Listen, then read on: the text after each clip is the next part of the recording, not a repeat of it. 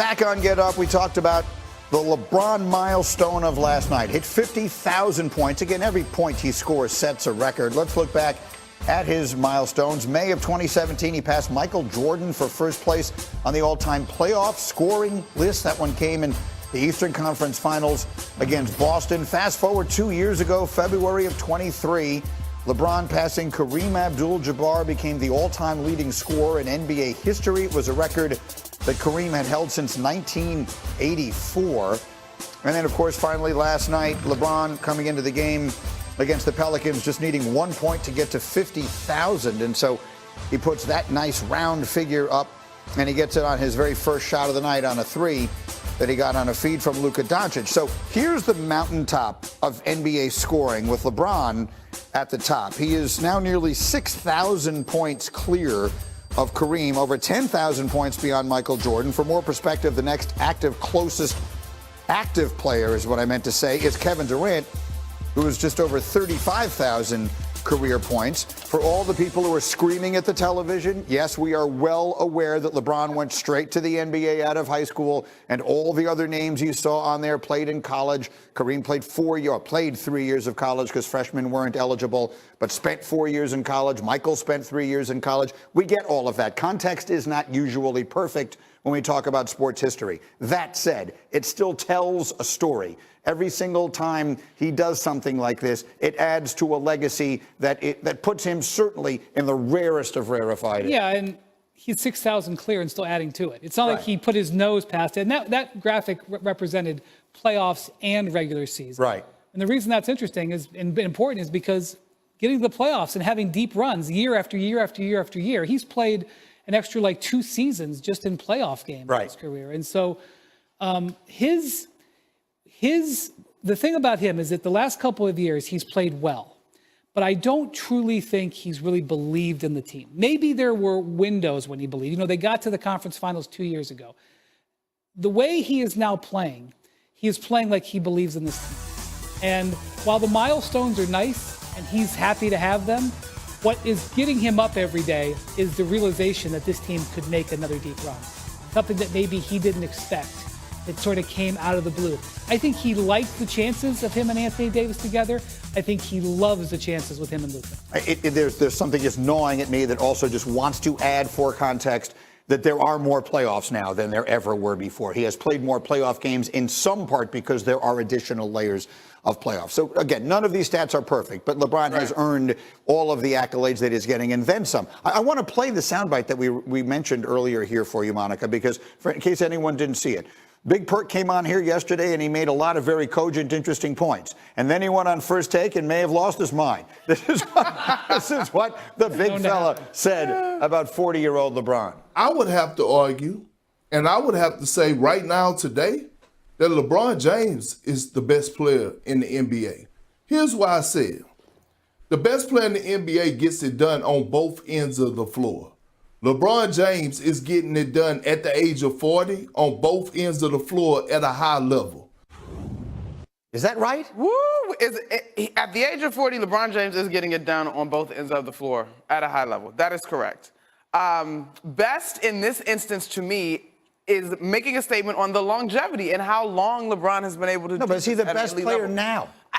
That's what Perk is saying. Literally, we got the email We know last he's night, the greatest player now. We got this email last night, and I was like, okay, wait, let me really think. Can I go there? I'm. If you had to put them in an imaginary Space Jam one-on-one, whoever you think is the best, I do wonder if all the mileage catches up to LeBron at this point, and so I'm hesitant to move off of some of the MVP candidates. But that is, no. So the MVP is done. That's a different conversation. SGA is going to be the MVP. Here's the question I'm asking you. Tell me. If I said you can have any one active player right now on your team to make this year's playoff run, you could just pick any player who's currently playing right now and say, I want that guy on my team to try and win a championship with. Would your first pick be LeBron? No. I'm still going SGA. The point that she's sitting there thinking about it and that we can have a discussion is what Perk's point is that, believe it or not, it's a discussion. Yeah, it's definitely a discussion.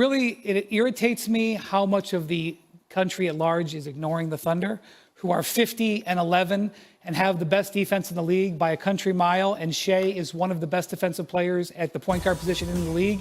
and is averaging 34 points or something and is doing it incredibly efficiently and does it at both ends, I can't. He's the best player, is what you're saying. I just cannot accept people not acknowledging how good Shea has been. And so therefore, I cannot agree with Perk. However, he has a point. It's not a ridiculous position. Okay, so there's that. So we've got KD in the show today. We've got LeBron in the show today. Who are we missing? Show me Steph Curry from last night. Monica was there at the Garden. Windy was there at the Garden. And most importantly, Steph was there at the Garden. He was 11-1 all time at MSG. And how about him cutting early here, Monica? I mean, the ball movement throughout this ball game and the way that this group is playing with Jimmy Butler, like, ooh, it's a thing. Here's ball movement. Show me this. He was telling somebody, don't talk to me. Whoever was talking to him, stop it.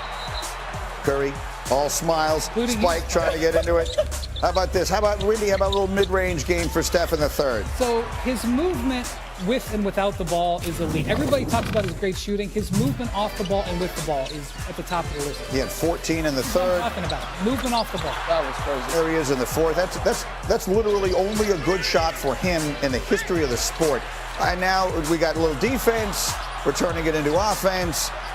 Steph then saying, night. Happy to throw the ball. That was it. Night to the Knicks, 28 points plus 7 boards, 9 assists. Warriors win 114-102. And with the win, the Warriors elevate themselves out of the play-in for the moment into the 6th seed. Our analytics give them a 62% chance to finish above the play-in. Remember, the Lakers were the 7 seed on January 14th. Now they're the 2 seed. The Butler bump, as our friend Alan likes to call it, has moved the Warriors up, or they may get. So, Wendy, you were making a point this morning. We could be setting up for an epic month of May. So, look, I spent some time last week in L.A. with the Lakers. I spent some time yesterday with the Warriors here in New York.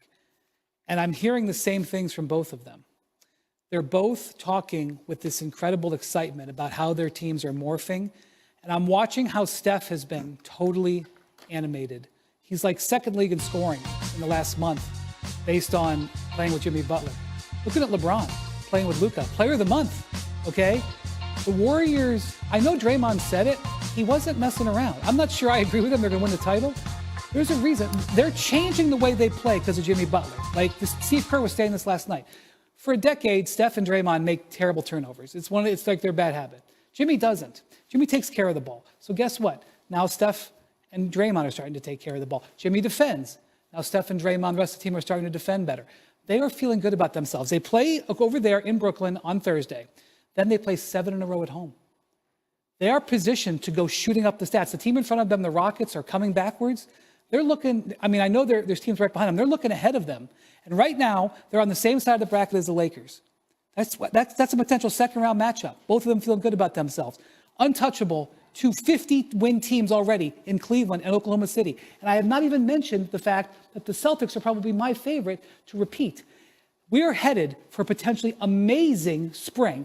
And anybody who says that there's something wrong with the NBA or they don't like what's going on, you're not paying attention. Because what we've got right now is potentially a